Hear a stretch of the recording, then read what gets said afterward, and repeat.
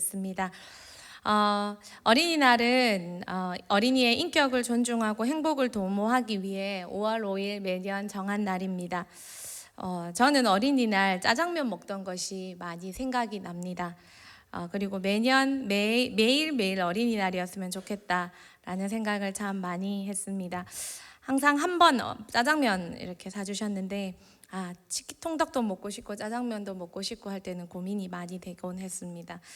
어린날은 1922년 방정환 선생님께서 어린이날로 선포하시고 5월 1일을 어린이날로 정했는 것이 시작이라고 합니다. 그렇지만 일제강점기에 중단되었다가 해방되고 나서 5월 5일로 변경되어서 지금에 이르고 있습니다. 예전에는 어린아이들을 인격적으로 많이 존중하지 못해서 번국민적인 어린아이의 인격과 인권을 존중하기 위해 제정되었고, 일제강점기에서는 어린이들에게 민족 정신을 가르치기 위한 그 뜻을 위해서 진행되었고, 현재는 어린이의 인격을 존중하고 행복을 도모하기 위한 날로 정해지고 있습니다. 예전에는 어린아이에 대한 인격이 존중되지 못했기 때문에 이런 날들이 필요했지만 지금은 과합니다. 지금은 극단이죠. 너무 존중받지 못하거나 너무 과하거나. 그런데요, 정말 우리 예수님은 그 옛날에도 이미 어린아이들에 대한 존중이 누구보다 있으셨습니다. 오늘 본문은 예수님께서 어린아이들을 내세워서 당신이 그들을 향한 사랑과 존중을 보여주시는 아주 대표적인 본문입니다. 사람들은 어린아이들을 무시했지만, 더 쉽게 말하면 제자들은 무시했지만 예수님은 어린아이들을 존중하셨고 그들을 축복해 주셨습니다. 오늘 본문을 통해서 예수님의 사랑을 살펴보고, 또한 이 다음 세대를, 예수님이 너무 사랑하시는 다음 세대를 섬기는 까닭에 받은 은혜를 나누고 싶습니다. 그래서 오늘 제목은 너희들 덕분에입니다. 다음 세대를, 예수님이 너무 사랑하시는 다음 세대를 섬기는 그 까닭에, 예수님께서 너무 존중하시는 다음 세대 어린이를 섬긴 까닭에 받은 은혜를 함께 나누겠습니다. 첫 번째입니다. 우리 같이 한번 읽어볼까요? 너희들 덕분에 예수님께로 왔습니다. 사람들이 예수님께서 아이들을 축복해 주시기를 바라며 데리고 왔습니다. 성경에는 자녀들의 문제로 예수님을 찾아온 많은 어른들이 계십니다. 자녀의 병 문제, 자녀의 생명의 문제, 자녀가 귀신 들린 문제. 그 자녀의 문제 때문에 예수님을 찾아온 많은 사람들은 해결을 받고 응답을 받고 돌아갔습니다. 조금은 이렇게 생각해 볼 부분은, 자녀 문제로 찾아온 분들은 많이 계시는데 부모님 병 문제로 찾아온 분들은 극히 드문 것을 보게 됩니다. 옛말에 사랑이 흘러간다는 그 말을 생각하게 됩니다. 우리를 움직이게 하는 것, 그것은 우리가 너무나 사랑하는 자녀의 문제요, 자녀들입니다. 그런데 어른들이 이 자녀들을, 부모님들이 이 자녀들을 예수님께로 데려왔습니다. 자녀는 이 땅에서 맺는 인간관계 중에 가장 사랑하는 관계가 아닐까 싶습니다. 사랑하기 때문에 가장 좋은 것을 주고 싶습니다. 그래서 부모들은, 어른들은 이 자녀에게, 깨달은 자는 이 자녀에게 예수님 주고 싶어 합니다. 그래서 이 자녀를 예수님께로 데려왔습니다. 예수님 축복받게 해주려고. 예수님은 우리가 발견한 최고의 축복입니다. 그런데 제자들은 예수님께 자녀를 데려온 어른들을 꾸짖었습니다. 그렇지만 그럼에도 불구하고 그 부모들은 이 자녀를 데려왔습니다. 어떤 어려움에도, 어떤 방해에도 내가 만난 최고의 축복, 이 예수님을 만나게 해주고 싶고 이 예수님께 축복받게 해주고 싶은 마음, 사랑하기 때문에 그 마음과 그 정성과 그 노력을 막을 수 없다는 것입니다. 자녀에게 복음을, 예수님의 축복을 전해주고 싶어서 애쓰시는 정말 많은 가정을 보게 됩니다. 부모님을 보게 됩니다.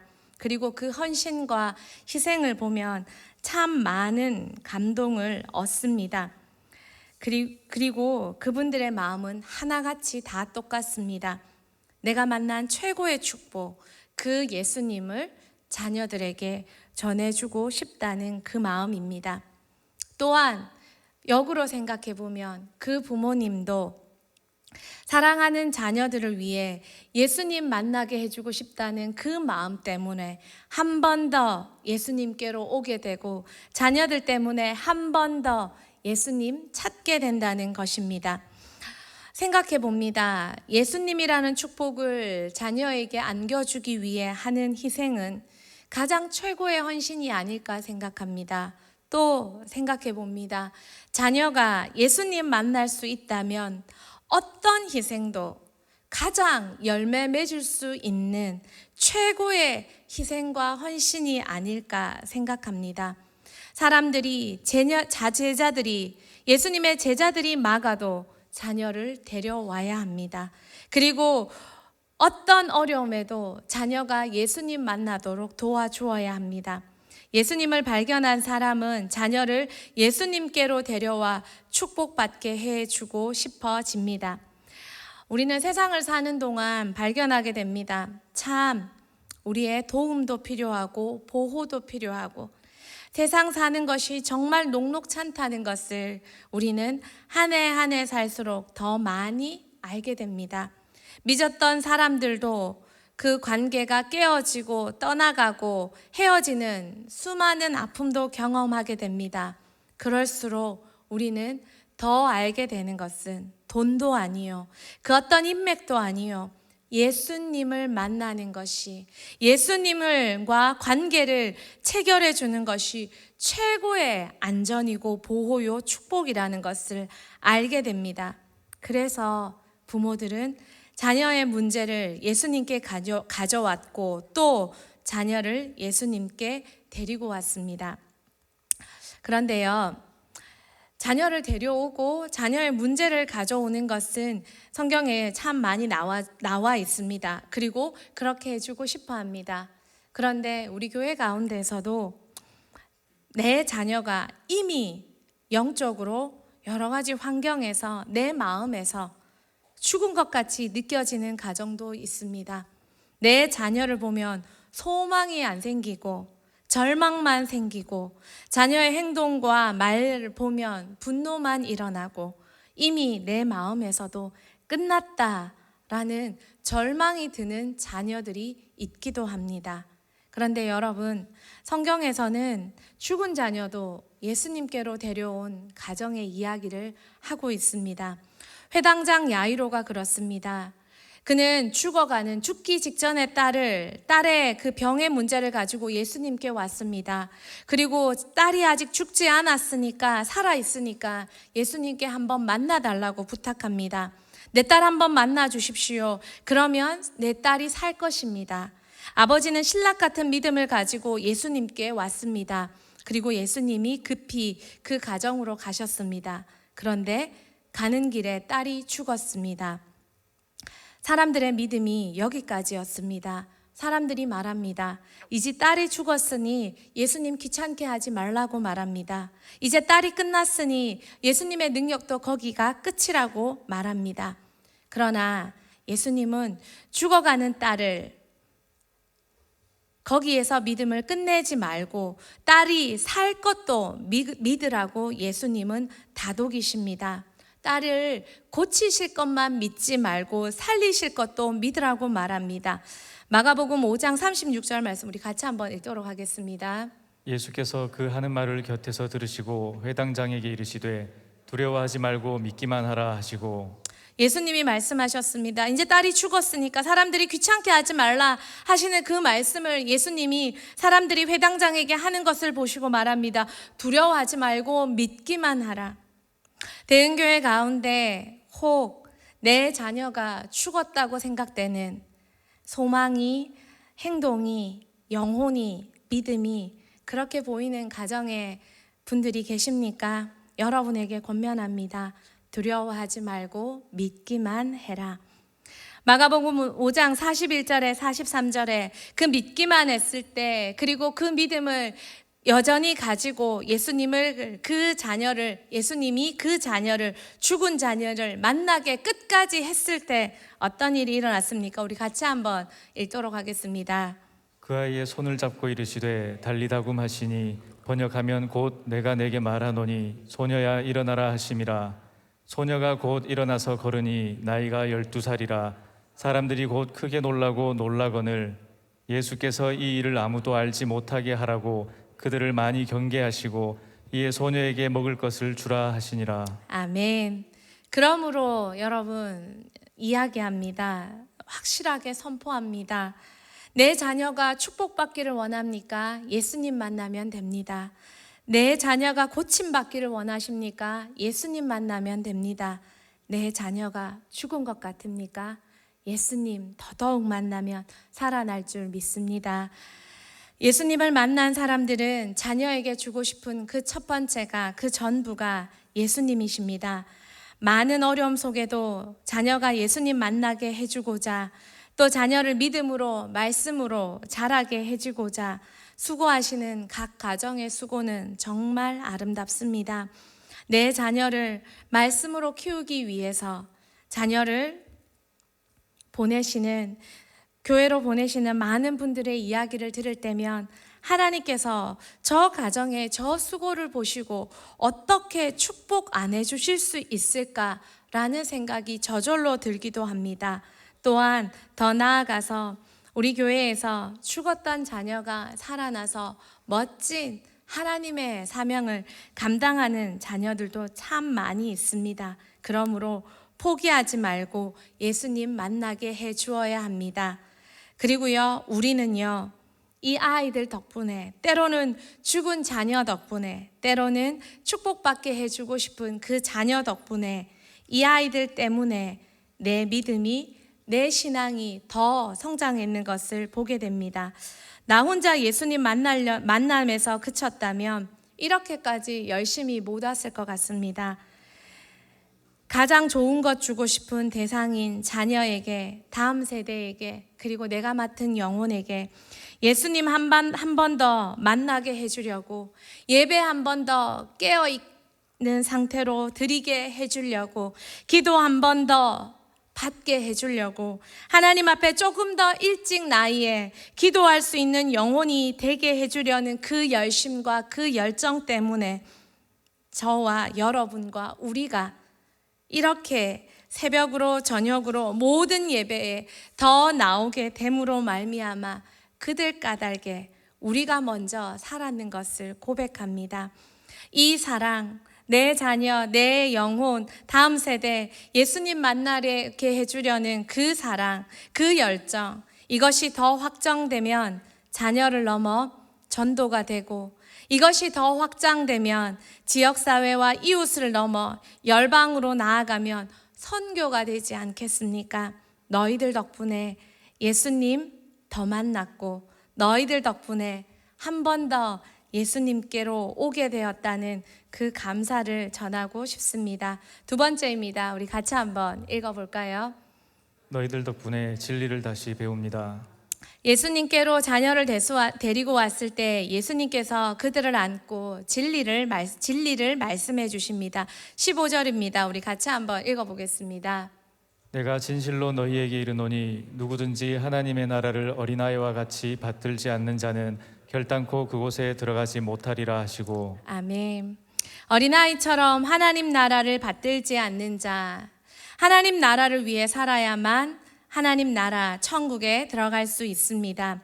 첫 번째, 우리는 하나님 나라를 위해 사는 것을 너희들 덕분에 더 배웠습니다. 제자들이 왜 아이들이 예수님께로 오는 걸 거부했습니까? 제자들 눈에는 아이들은 하찮은 존재였기 때문입니다. 그 시대, 그 시각으로 볼 때 아이들과 여자들과 과부들은 노동력 없는, 별 존재감 없는 위치였습니다. 이 땅의 눈으로만 보면 그렇습니다. 이 땅의 시각에 고정된 사람은 권력과 돈과 각자의 위치밖에 볼 것이 없습니다. 그러나 우리의 눈은 이 땅을 넘어 봐야 합니다. 제자들은 늘 싸웠습니다. 누가 크냐? 그들의 목적은 권력과 부밖에 없었습니다. 오늘 본문 바로 직전의 사건입니다. 제자들이 싸우고 있습니다. 마가복음 9장 34절입니다. 같이 보겠습니다. 그들이 잠잠하니 이는 길에서 서로 누가 크냐 하고 쟁론하였음이라. 싸우고 있습니다. 쟁론하고 있습니다. 네가 크냐 내가 크냐. 그럴 때 예수님이 그들을 보시면서 오늘 본문 바로 직전에도 예수님께서 그 싸우는 이 땅을 목적을 두고 뭐 할래? 나는 어느 대학 갔고 나는 무슨 직장 하고 나는 월 수입이 어떻고 나는 몇 평에 살고 그것으로 살고 있는 그 모습을 보았을 때 예수님께서 그 싸움을 하고 있는 제자들에게 말씀하십니다. 우리 36절 37절 같이 읽도록 하겠습니다. 어린아이 하나를 데려다가 그들 가운데 세우시고 안으시며 제자들에게 이르시되 누구든지 내 이름으로 이런 어린아이 하나를 영접하면 곧 나를 영접함이요 누구든지 나를 영접하면 나를 영접함이 아니요 나를 보내신 이를 영접함이니라. 아멘. 제자들이 이 땅에서 높아짐을 얘기할 때 예수님은 낮아짐을 말씀하셨습니다. 어린아이처럼. 예수님은 제자들에게 십자가와 죽음과 부활을 말씀하셨습니다. 이 땅이 다 끝이 아니라 저 땅이 있고 하나님의 나라가 있고 하나님의 세계가 있고 그 세계의 법칙은 이 땅의 법칙과 다르다는 것을 예수님은 말씀하셨습니다. 그러나 제자들은 들어도 듣지 못했습니다. 그들의 눈은 이 땅에 집착했고 그들의 눈은 서열에 집중했고 그들의 눈은 권력만 바라봤습니다. 이것이 예수님 십자가 6개월 전의 상황입니다. 그래서 이들은 예수님의 하는 말을 알지 못했습니다. 어린아이 같지 못했습니다. 그러니 베드로가 예수님 십자가에 대해서 이렇게 말하는 건 당연합니다. 마가복음 16장 22절에서 23절 말씀 같이 보도록 하겠습니다. 베드로가 예수를 붙들고 항변하여 이르되 주여 그리마옵소서 이 일이 결코 주께 미치지 아니하리이다. 예수께서 돌이키시며 베드로에게 이르시되 사탄아 내 뒤로 물러가라. 너는 나를 넘어지게 하는 자로다. 내가 하나님의 일을 생각하지 아니하고 도리어 사람의 일을 생각하는도다 하시고. 아멘. 예수님은 자신들에게 서열을 주시고 권력을 주시고 지위를 주셔야 할 분이신데 예수님이 죽겠다 하시니 그 일은 절대 안 되는 일입니다. 그러므로 베드로는 말합니다. 주여 절대 그럴 수 없습니다. 그러니 예수님은 말씀하십니다. 아무리 제자라도 이 땅밖에 못 보고 자기 권력밖에 못 보고 자기 욕구대로 예수님을 이용하려 드는 그 제자에게 예수님이 표현할 방법은 사탄아라고밖에 말할 수밖에 없다는 것입니다.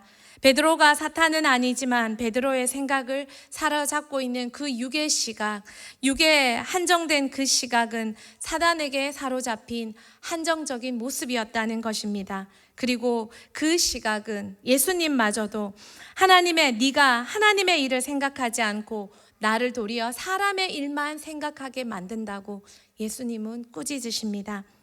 베드로와 제자들이 생각한 것은 사람의 일이었고 이 땅이 전부였습니다. 그러므로 그들은 어린아이가 하찮았고 그들 속에 있는 아름다움을 볼 수 없었습니다. 제자들은 늘 생각했습니다. 뭐 먹을까? 뭐 입을까? 어디까지 올라갈 수 있을까? 어떤 직장에서 어떤 일 할까? 어디서 살까? 월수는 얼마나 될까? 여러분, 중요하지만 중요하지 않습니다. 중요하지 않는 것에 우리가 너무 열심히 성실하게 살다 보면 우리는 마음을 빼앗겨 버리고 하나님 나라를 잊어버리게 됩니다. 그런데요, 아이들 덕분에 예수님께로 오면 우리는 다시 생각하게 됩니다.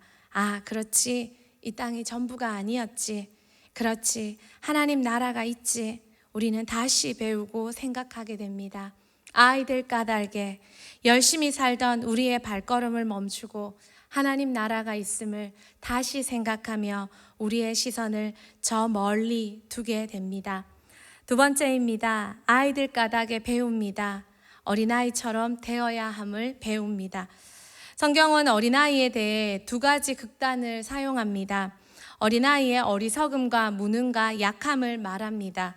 그래서 고린도전서와 에베소서에 보면 어린아이같이 되지 않고 어린아이같이라는 표현으로 어린아이의 약함과 무능과 무지를 이야기합니다.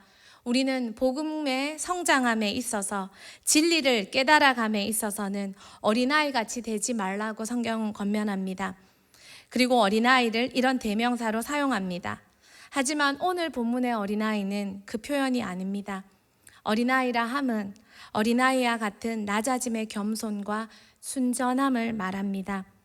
어른이지만 우리는 점점 나이 들어 많은 경험이 쌓이고 연륜이 쌓이고 지식이 쌓이는 건 당연합니다. 성장해 가야 합니다. 하지만 그렇게 자라가지만 우리의 마음은, 우리의 자세는 어린아이처럼 내가 하나님 앞에 아무것도 아닌 존재로 여기며 남을 판단하지 않는 진짜 겸손을 가져야 합니다. 또 가식이나 빈말이 아니라 정말 예수님 앞에서 어린아이의 마음과 자세를 가지고 예수님이 날 어떻게 보실까 늘 그걸 염두에 두면서 겸손한 자세로 예수님 앞에 서 있을 때 우리는 배울 수 있습니다. 또한 어린아이의 순진함입니다. 순전함입니다. 순진하다라는 말은 속이지 않는다는 것입니다. 이중 플레이하지 않는다는 것입니다. 본문에 예수님이 말하는 어린아이는 아주 순진한 어린아이입니다. 청소년기만 되어도 아이들은 두 가지 생각을 다 할 수 있습니다. 이렇게 생각하고 이렇게 웃고 저렇게 생각하고 저렇게 표현할 수 있습니다. 하지만 어린아이들은 그렇게 못합니다. 신천지는 사춘기까지는 아이들을 교육해서 파송한다고 합니다. 그러나 아직 주일학교 애들은 하지 않는다고 합니다. 실패한다고 합니다. 왜요? 아이들이 순진해서 속이는 걸 잘 못하기 때문입니다. 아이들은 순진합니다. 남을 의식하지 않고 남보다 높아지려 하지 않습니다. 우리 역시 그 모습으로 예수님 앞에, 복음 앞에, 말씀 앞에 나아갈 때 우리도 여전히 배울 수 있습니다. 아이들을 예수님께로 데려와서 그들의 태도를 통해 예수님의 가르침을 통해 우리가 배웁니다. 이런 태도로 배워야 하는구나. 아이들은 가르쳐 주는 대로 배웁니다. 아이들은 보여주는 대로 생각합니다. 아이들은 들은 대로 전하고 들은 대로 생각합니다. 그리고 그렇지 못한 우리를, 들어도 그렇게 생각하지 못하고 살지 못하는 우리를 깨끗한 눈으로 아이들은 꾸짖습니다. 선생님, 엄마 그렇게 말 안 했잖아. 이렇게 얘기하셨잖아. 우리를 부끄럽게 만들 때가 참 많습니다. 아이들은 의식하지 않고 할아버지 할머니한테 가서 전도합니다. 그리고 두려워하지 않고 그들이 믿고 듣고 배운 예수 그리스도를 전합니다. 그들의 삶에서 우리는 참 많은 것에 도전을 받습니다. 예수님은 지금 우리에게 말씀하십니다. 우리도 그 자세로 예수님께 말씀 앞에 배우라고. 지금 예수님은 아이를 품에 안고 제자들과 그들을 데려온 부모들과 사람들에게 얘기해 주고 계십니다. 다음 세대 사역을 하면서 참 많은 감동을 받을 때가 있습니다. 자녀와 함께 배우시겠다는 겸손한 가정을 만날 때입니다. 자녀를 가르치는 것, 아이들을 가르치는 건 저희들에게 당연합니다. 그러나 자녀와 함께 입학했습니다 라는 말씀이 입에 발린 말이 아니라 정말 진심으로 교사를 나의 교사로 삼고 가르침을 정말 자신의 가르침으로 배우는 가정을 만나게 됩니다. 배우고 순종합니다. 모두가 아이와 같은 마음으로 새롭게 진리를 배우고 실천하십니다. 그 진리에 대한 배움이 아이들만의 배움이 아니라 가정에 대한 배움이 될 때 그 가정의 변화와 성장은 정말 폭발적인 것을 보게 됩니다. 니는 해라, 니는 가라, 니는 이래 해라 가 아니라 함께 할 때 그 말씀과 성령의 폭발력은 아무도 감당할 수 없습니다. 이렇게 배워가실 때 이 가정이 얼마나 놀랍게 새롭게 되어 가는지 보게 됩니다. 그리고 저희들도 또 배웁니다. 나도 저렇게 해야지 라고 말입니다. 예수님은 우리에게 말씀하십니다. 우리 어린아이처럼 배우라고 말입니다. 제자들은 늘 생각합니다. 네가 크냐, 내가 크냐, 네가 잘났냐, 내가 잘났냐. 늘 우리는 마음으로 비교합니다. 쟤는 이렇고 야는 이렇고 누구 집 애는 이렇고 나는 이렇고. 그러나 제자들은 예수님 곁에 있어도 그랬기에 가장 많이 배웠지만 아무것도 배우지 못한 자들이 되었습니다. 많이 배우냐가 중요한 것이 아니라 어린아이 같은 마음이 있어야 배울 수 있습니다. 은혜 받은 청년들이 은혜 받을 당시는 기뻐합니다. 돌아서서 원망합니다. 그런데 나는 왜 이런 가정에 태어나서 이런 아픔이 있습니까? 나는 왜 믿음의 가정에서 태어나지 못했습니까? 어린아이 같은 마음이 아닙니다. 은혜 받은 그것으로 충만할 때 그 은혜를 가지고 주신 모든 것에 감사하는 것이 어린아이 같은 마음입니다. 그러나 그 마음을 이미 잃어버린 우리는 그 은혜가 조금만 지나면 다시 본성이 올라와서 비교하고 판단하고 생각하고 원망으로 뒤쌓이는 우리의 마음을 보게 됩니다. 어린아이는 은혜 받은 그대로 믿습니다. 은혜 주신 하나님은 무엇이든 할 수 있다는 것을 믿게 됩니다. 어린아이 같이 그 마음과 자세를 바꾸라고 예수님은 말씀하십니다. 세상은 높고 낮음이 중요합니다. 우리 삶이 그렇습니다. 어딜 가도 그 문제로 우리는 밟혀서 아파하거나 올라가기 위해 밟아야 하는 삶을 살고 있습니다. 복음을 제대로 깨닫지 못하면 그렇게 세상을 살다가 교회마저도 그런 곳으로 물들일 수 있습니다. 그런 우리들에게 예수님은 아이를 통해 가르치십니다. 우리 마지막으로 한 번 더 마가복음 10장 15절 말씀 같이 읽어보도록 하겠습니다. 내가 진실로 너희에게 이르노니 누구든지 하나님의 나라를 어린아이와 같이 받들지 않는 자는 결단코 그곳에 들어가지 못하리라 하시고, 말씀을 맺겠습니다. 아이들 같이 아이들을 섬기면서 참 많은 축복을 받았습니다. 아이들을 사랑하시는 예수님은 더 많이 아이들을 축복해 주십니다. 그래서 곁에 있었다는 이유로 덤으로 그 은혜를 정말 많이 받았습니다. 예수님은 예수님의 가르침을 알려주면서 우리가 더 많이 배웠습니다. 그 순전함으로 배우는 아이들과 가정을 보면서 부끄러웠던 적이 한두 번이 아닙니다. 그러면서 그 자세를 또 한 번 도전받습니다. 다음 세대는 너희들은 최고의 사명입니다. 우리를 예수님께로 인도하는 다음 세대는 너희들은 행복한 사명입니다. 우리를 성장시키는 다음 세대에게 하고 싶은 말은 참 고맙다는 말입니다. 그리고 다음 세대 함께 하나님 나라를 위해 달려가서 이전 세대와 다음 세대가 함께 하나님 나라를 대한민국과 대흥교회와 통일한국과 열방에 퍼뜨리는 우리 모두가 되기를 축복합니다. 같이 찬양하겠습니다.